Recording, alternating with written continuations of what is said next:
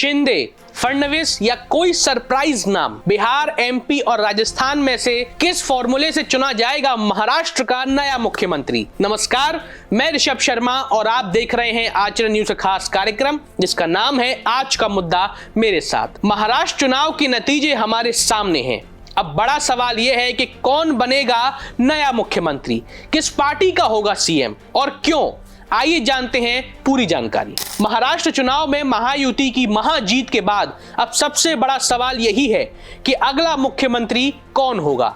Bharatiya Janata party BJP मजबूत होकर उभरी है और चुनाव पूर्व गठबंधन से सबसे बड़ा दल होने के नाते सीएम पद पर पार्टी की दावेदारी मजबूत मानी जा रही है।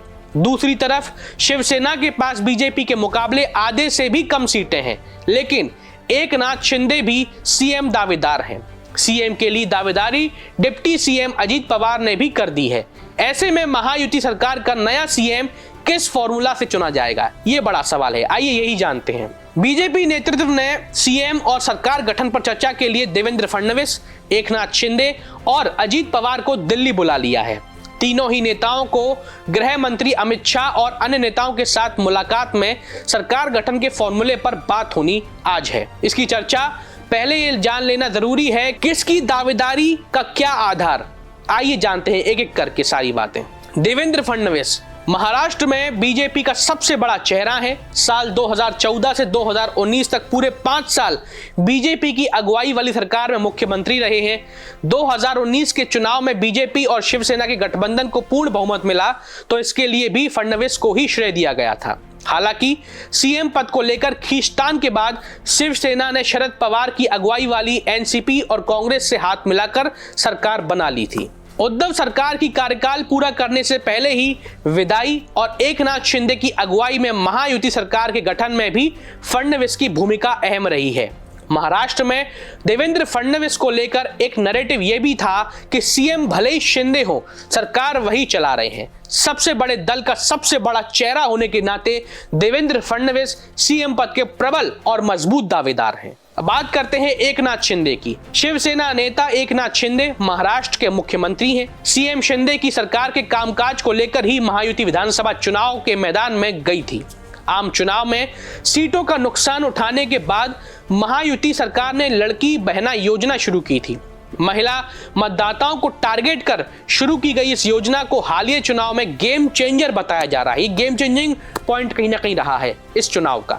सीएम शिंदे की इस योजना को अपने दिमाग की उपज बताकर भी फिर से मुख्यमंत्री बनने के लिए वो दावेदारी कर रहे हैं, ताल ठोक रहे हैं।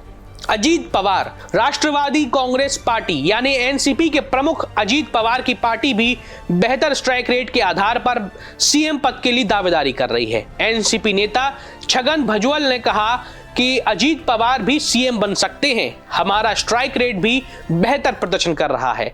एनसीपी और अजीत के दावे का एक आधार है, लड़की बहन योजना भी है। अजीत ने बतौर वित्त मंत्री बजट में इस योजना का ऐलान किया था। अजीत गेम चेंजर साबित हुई इस योजना का श्रेय लेते हुए भी सीएम के लिए दावेदारी कर रहे हैं। मतलब हर तरफ अपने द्वारा दावेदारी की जा रही है। अब ये जान लेते हैं कि किस फॉर्मूले से चुना जाएगा महाराष्ट्र का मुख्यमंत्री। आइए जानते हैं। सीएम की कुर्सी 1 है और दावेदार 3 है।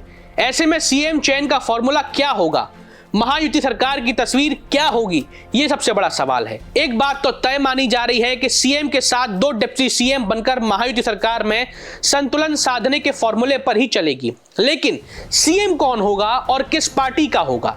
दल के लिहाज से देखें तो बीजेपी इस रेस में अपने दोनों सहयोगी दलों से कहीं अधिक नजर आ रही है। 288 सदस्यों वाली महाराष्ट्र विधानसभा में बीजेपी के 132 विधायक हैं, जो बहुमत के लिए बहुत जरूरी हैं। 145 की जादुई आंकड़े से महज 13 कम है।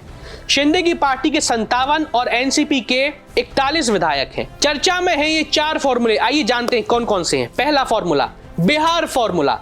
महायुति सरकार में सीएम चयन के लिए चर्चा बिहार फॉर्मूले की भी हो रही है। बिहार में 2020 चुनाव की बात करें तो बीजेपी और जेडीयू गठबंधन ने मुख्यमंत्री नीतीश कुमार की अगुवाई में चुनाव लड़ा था।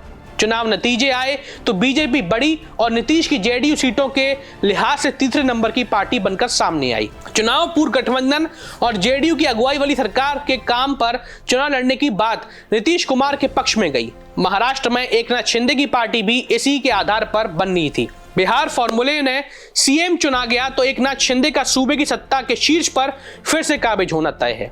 दूसरा फॉर्मूला यानी कि मध्य प्रदेश का फॉर्मूला। मध्य प्रदेश चुनाव में बीजेपी शिवराज सिंह चौहान की अगुवाई वाली सरकार के कामकाज के साथ चुनाव मैदान में उतरी थी। चुनाव नतीजों से बम्पर जीत के बाद जब सीएम चुनने की बारी आई तो डॉक्टर मोहन यादव का नाम आगे आ गया। मोहन यादव का नाम चौंकाने वाला जरूर था, लेकिन वह गुमनाम नेता भी नहीं थे। मोहन शिवराज की अगुवाई वाली सरकार में मंत्री रहे थे। ऐसे में यह भी हो सकता है कि पार्टी महाराष्ट्र सरकार में किसी मंत्री रहे या किसी नेता का नाम सीएम पद के लिए आगे कर दे। यह भी एक बहुत बड़ा सवाल बन रहा है। तीसरा फॉर्मूला, राजस्थान का फॉर्मूला। राजस्थान चुनाव में जीत के बाद भजन लाल शर्मा को सीएम पद के लिए चुना गया था। भजन लाल शर्मा पहली बार विधायक बने और सीधे मुख्यमंत्री बन गए। महाराष्ट्र में भी इस चर्चा पर बात की जा रही है। बीजेपी राजस्थान की ही तरह किसी फ्रेश यानी कि नए नाम, नए चेहरे को सरकार की कमान सौंप सकती है, यानी कि नया मुख्यमंत्री हो सकता है, कोई नया नाम हो, कोई नई शख्सियत हो। वहीं चौथा फॉर्मूला फडणवीस या ओबीसी सीएम। चौथा फॉर्मूला ओबीसी सीएम या देवेंद्र फडणवीस के मुख्यमंत्री बनने का है। विधानसभा चुनाव में बीजेपी का चुनाव प्रचार देवा भाऊ यानी कि देवेंद्र फडणवीस के इर्द गिर्द ही नजर आया है पूरा। बीजेपी आजमाए चेहरे पर दाव लगाने के फॉर्मूले के साथ बढ़ती है तो फडणवीस का दावा सबसे मजबूत और प्रबल दावेदारी का है। वही पार्टी अगर हरियाणा फॉर्मूले पर चलती है तो किसी ओबीसी चेहरे का सीएम बनना भी तय हो सकता है। ये लगभग तय माना जा रहा है। अब कौन होगा ये तो वक्त ही बताएगा। खैर, आज के लिए बस इतना ही। अब देखना यह होगा कि कौन बनेगा महाराष्ट्र का नया मुख्यमंत्री। किसके पास होगी महाराष्ट्र की बागडोर या कोई नया नाम, नया चेहरा सुनने को मिलेगा। बहरहाल ये तो वक्त ही बताएगा। आपको आज का मुद्दा कैसा लगा हमें साझा कीजिए। आपके मन में भी कोई मुद्दा हो तो हमें बताइए, हम उसे आपके सामने लेकर आएंगे। चलिए अब मैं आपसे विदा लेता हूं। बहुत बहुत धन्यवाद।